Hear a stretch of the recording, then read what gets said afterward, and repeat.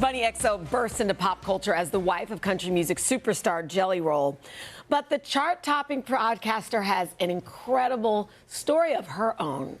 One she is opening up about in her courageous new memoir. It's called Stripped Down. Yeah, in it, she opens up about her traumatic past, her complicated relationship with her parents, her history with drug abuse, and her rise to wife, mom, CEO, and director of her own destiny.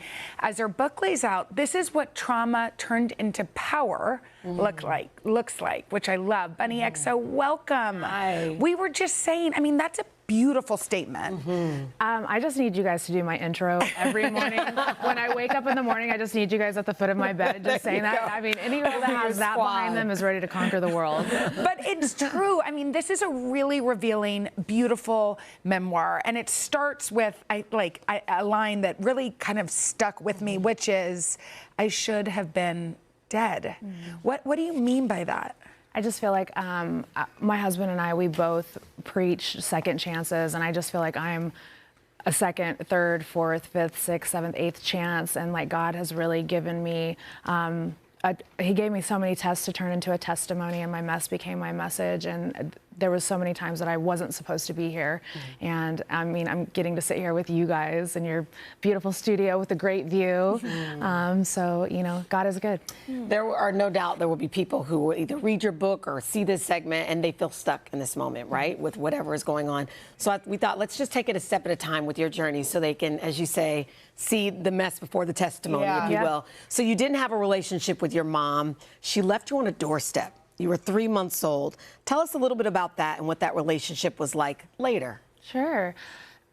So I grew up kind of in like a rock and roll lifestyle. My dad was a musician. My mom was a stripper. They had me.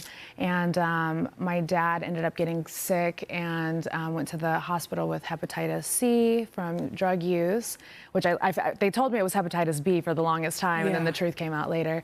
And she ended up leaving him for his organ player. And when he was in the hospital, she left me on a doorstep. And so when my dad got out of the hospital, he had to find me and do the due process with the court and got custody of me. But I didn't get to see her again until I actually physically hugged my mother again until I was 36. Wow. Yeah, but she found me one night on AOL when I was 22, and we began our relationship over the computer, and then eventually we talked on the phone, and we just developed this really slow relationship, and then I finally got to meet her at 36. Did you, I mean, one of the things that you and your husband both talk a lot about is redemption, second chances, and forgiveness.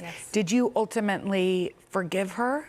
I feel like my mother, I was my mom's mom in this life, and I forgave her because she had such a childlike spirit, and in the end she ended up spending her last days with letting me take care of her, and I got to, you know, really forgive her and just give her the best ending with her that I possibly could. How beautiful. You know what grabbed my attention? So before all of this, you were Alyssa, right? You were Alyssa, I should say Alyssa, in Vegas. So we both have 13-year-old daughters, right? Or one, she's 13. And I read that you left home at 14. Yes, ma'am. So I tried to picture, you know. I mean, that's a kid. Right? Like, tell me, I mean, what led to that decision? And even to have the grit at 14 to say, you know what, I'm out. And to know you needed to get out. I just grew up around a lot of people that I knew I didn't want to be like, and being so young and having that such a headstrong, decision that I had made was, one, it was partly because I was forced, because I grew up in such an abusive household. I think you get to a point where you're just like, I don't care if I live on the streets in a cardboard box, I'm not going to let somebody put their hands on me again. And that's where I got to the point with, my stepmother, who was my first bully. And I didn't want to be around it. Everybody was a hypocrite. Everybody, like, nobody was happy. The only time they were happy was when they were singing in the church pews on Sunday, and even that wasn't real. Didn't feel pure. No, ma'am. So along the way, you ended up meeting your husband. Yeah. Do you remember what your first impression of him was? I thought he was a jerk. Yeah, he was so rude, and I was like, I love this. Where did y'all meet? Where was your first meeting? I love this. I was like, this is a challenge. Is that what it is? You wanted to take on the challenge? Yes, because he's just a lot of you guys don't know this because he seems so sweet, but he's like a teddy bear with teeth, is what I call him, and like Jay's very alpha. Yeah. So he's very confident, and he doesn't care, you know, who's in the room. Like he's gonna move how he wants to move. And back then it was a different version of Jelly too. So, yeah.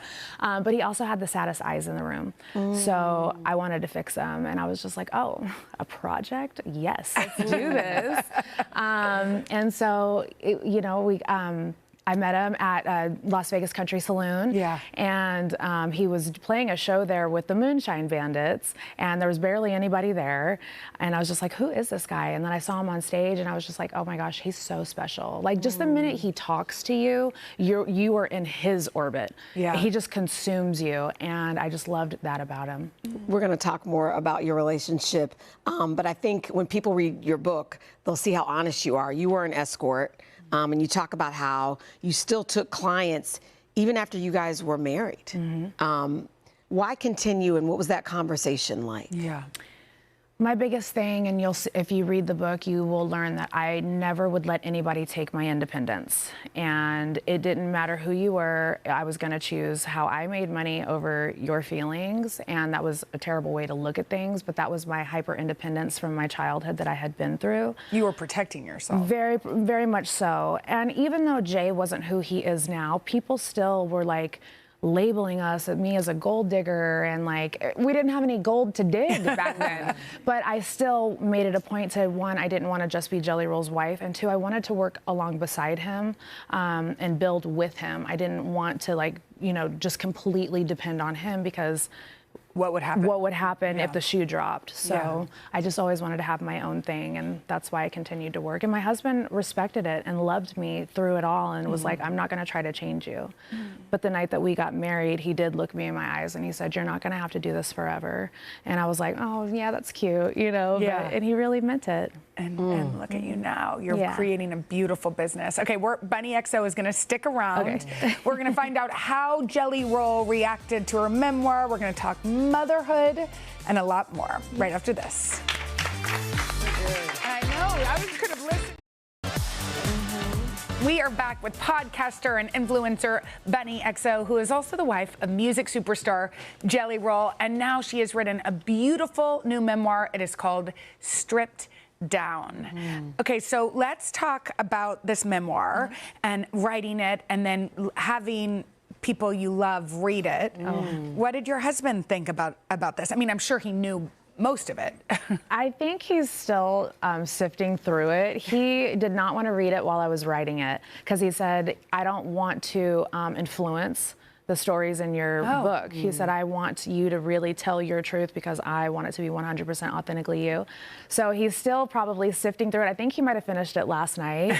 But I heard from somebody that they said that he had said that it was hard for him to hear it from my perspective. And that's sweet. Well, he loves you. Yeah, for sure. Yeah. So I thought it, you know, when I first opened your book and I saw that you were, you know, a wife, and also it says bonus mom. Yeah. I thought that was sweet. In your book, you say becoming a stepmom changed your relationship with drugs and alcohol. What about that helped you to change?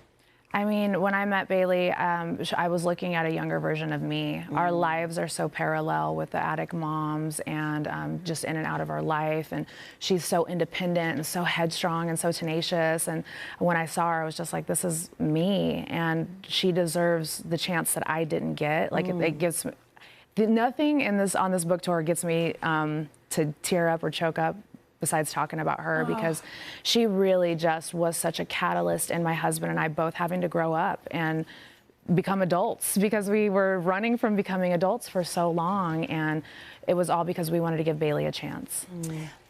You originally said and wrote that you didn't know that you wanted to have kids, or you didn't, of your own. I mean, you're a stepmother. Yes.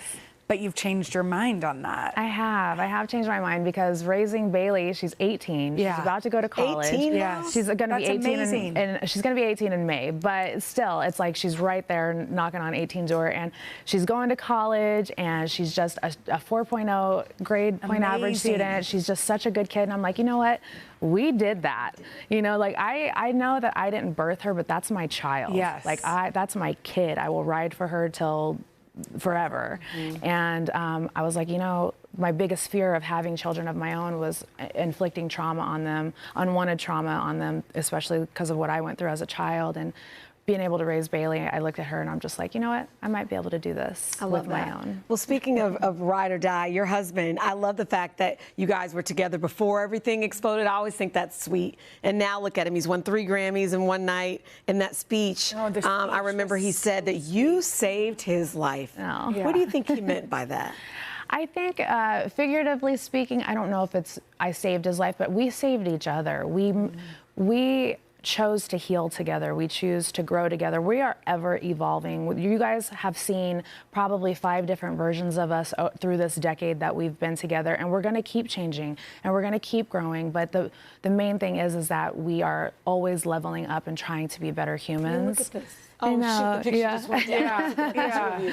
That's my babe. We're riding this thing until the wheels fall off. I mean, that's so beautiful. Yeah. I love it. What about his journey, his health journey? People have admired so much. I know it's been a journey. Yeah, it's definitely been a journey, and I think people's perception that he lost this weight overnight, and they're like, oh, he's definitely on a GLP-1.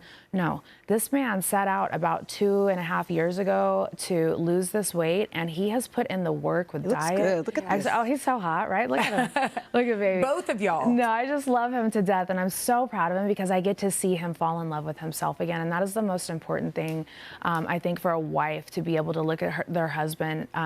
You know, he'll walk past the mirror and flex a little bit. The other day, he had me grab his butt cheek. I was like, you don't have a butt anymore, baby. It's gone. It's disappeared. I have to humble him sometimes. It feels a little bit like the secret in y'all's marriage is God, that there's something bigger than both of you.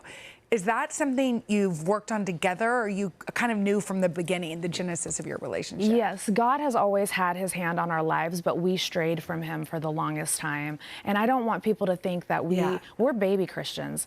He grew up in a Methodist household. I grew up Southern Pentecostal, but I also, you know, strayed far from him and dabbled in things that I thought would fill that void, and he went down his own path too, and we're kind of just now coming back around that corner of being like, you know what, we do love Jesus, and we want to tell the world that we love Jesus, and we want to show the world that God is working on us, and we're works in progress. We're not perfect. We are not, you know, we're not role models, but we want you guys to know that if God can work through us, he can work through you.